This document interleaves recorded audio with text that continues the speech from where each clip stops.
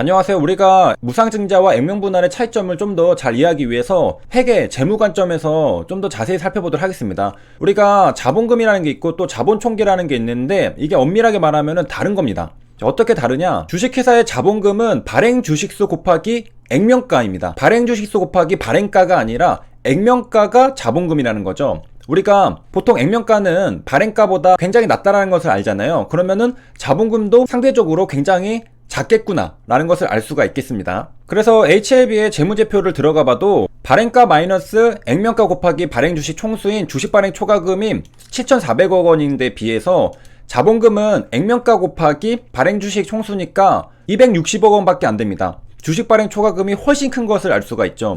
왜냐? 이 차이는 액면가랑 발행가 차이라고 봐도 됩니다. 그렇기 때문에 발행가는 우리가 현재 주가, 시가에 의해서 결정이 되잖아요. 액면가는 500원인 기업이 주가는 뭐 5만원 이런 경우로 생각해보면 됩니다. 차이가 뭐 100배가 나죠.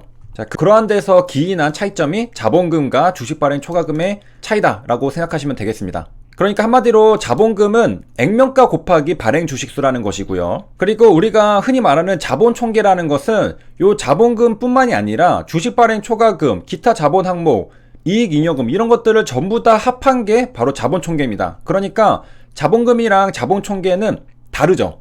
그래서 자본총계에는 자본금 계정금액만 있는 게 아니라 자본잉여금도 있고 이익잉여금도 있습니다. 이런 것들을 전부 다 포함한 자기자본이 자본총계라는 것이고요. 대표적인 자본잉여금으로는 주식발행 초과금 이런 것들이 있겠습니다. 그리고 우리가 자산은 자본 플러스 부채잖아요. 그래서 자산총계에서 부채총계를 뺀 것이 또 자본총계죠. 재무제표 자산총계에서 부채총계를 빼면은 자본총계가 나옵니다. 그래서 한번 실제로 빼봤습니다. 자산총계가 여기 있고 부채총계가 여기 있죠. 이거 두 개를 뺐죠. 빼면은 뭐가 나와야 되느냐? 요게 밑에 있는 자본총계랑 금액이 같아야 됩니다. 자, 보니까 끝자리가 조금 다르지만은 보니까 똑같습니다. 513, 513. 그러니까 자산총계에서 부채총계를 빼면은 자본총계가 나오는 것이고요. 이 자본총계랑 또 자본금은 다른 겁니다. 자본금, 주식발행 초과금, 이익잉여금 여러 가지를 다 더한 것이 자본총계다. 자, 이렇듯 이제 자본과 자본총계는 다른 개념인데 여기 간략하게 정리가 되어 있는데 자본금은 회사를 세울 때 주주들이 부담한 투자금입니다. 액면가 곱하기 발행 주식수. 자본총계는 상장 후 현재 기업의 총 가치.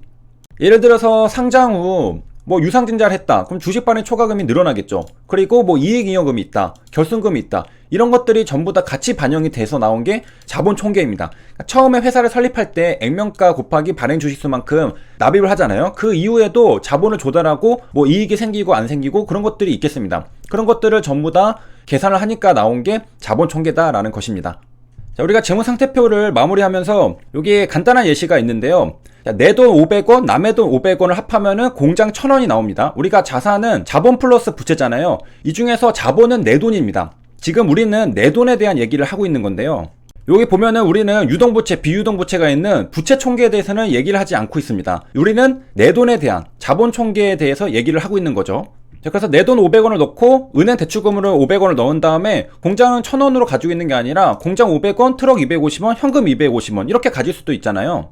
자, 이것은 자산총계에 있는 현금도 가지고 있고 뭐 재고도 가지고 있고 뭐 관계기업에 투자한 주식도 가지고 있고 부동산도 있고 이렇게 뭐 유형자산, 무형자산 이렇게 가지고 있을 수 있습니다. 자, 그래서 간략하게 자산, 부채, 자본 이렇게 나눌 수 있는데요. 부채는 타인자본이라고 하고요. 자본은 자기자본이라고 합니다. 내 돈이죠.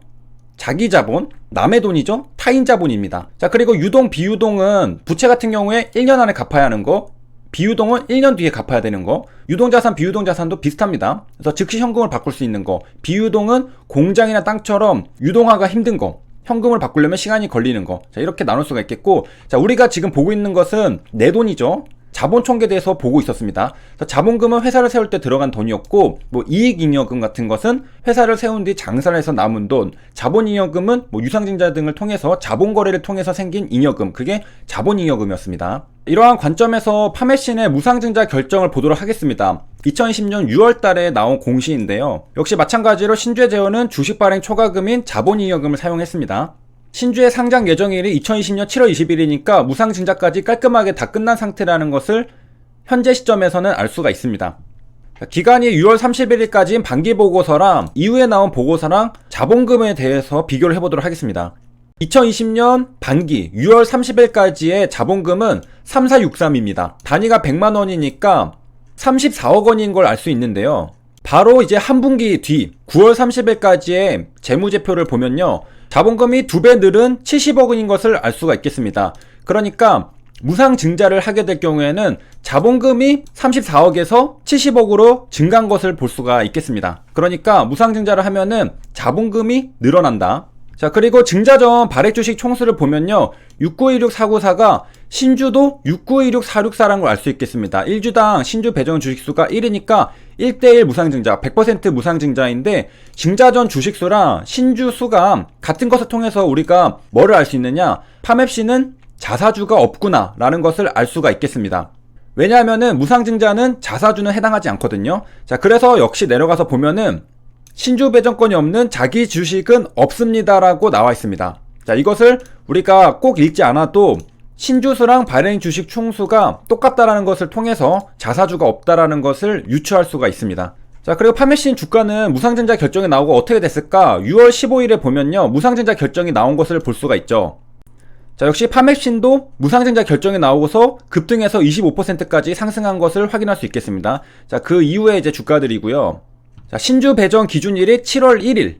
증시 캘린더를 보면은 7월 1일이 기준일이니까 적어도 이틀 전까지는 매수를 해야지 무상증자에 참여할 수가 있는데, 그럼 30일은 무슨 날일까? 권리락이 있는 날이죠. 그렇기 때문에 6월 30일에 보면은 여기 위에 권리락 마이너스 50%라고 적혀 있는 걸 볼 수 있겠습니다.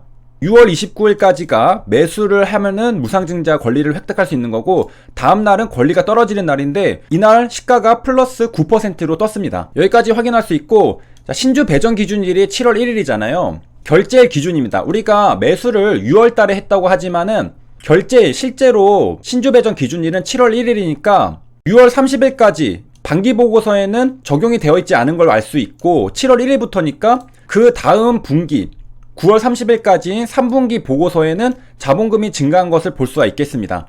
그러니까 실제로 매수하는 날은 6월달이지만은 재무제표에 반영되는 것은 신주 배정 기준일인 7월 1일부터다. 그렇기 때문에 3분기 보고서에 무상증자해서 자본금이 늘어나 있는 사실이 적혀 있다라는 것까지 봤습니다.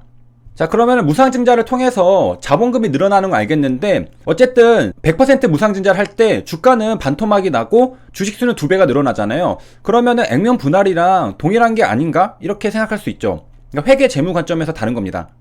액면 분할은 자본금이 증가하지 않습니다. 액면 분할은 피자 한 판에 8조각이었던 것을 16조각으로 더 쪼개는 겁니다. 그럼 피자의 크기는 좀 줄어들겠죠. 그래서 액면가액을 보면은 주식 분할 같은 경우에는 500원이었던 게 100원으로 크기가 줄어들게 되고, 주식수는 그만큼 5배 증가하게 되는 것입니다. 그러니까 피자 한 판에 8조각을 16조각으로 쪼개니까 개수는 많아지죠. 하지만 하나당 크기는 또 줄어들게 되는 겁니다. 이게 주식 분할, 액면 분할이고요. 반면에 무상증자는 피자 한 판을 시키면은 한 판을 더 주는 거라고 생각하면 됩니다. 그래서 1주당 액면가액이 변하지가 않죠. 500원으로 그대로입니다.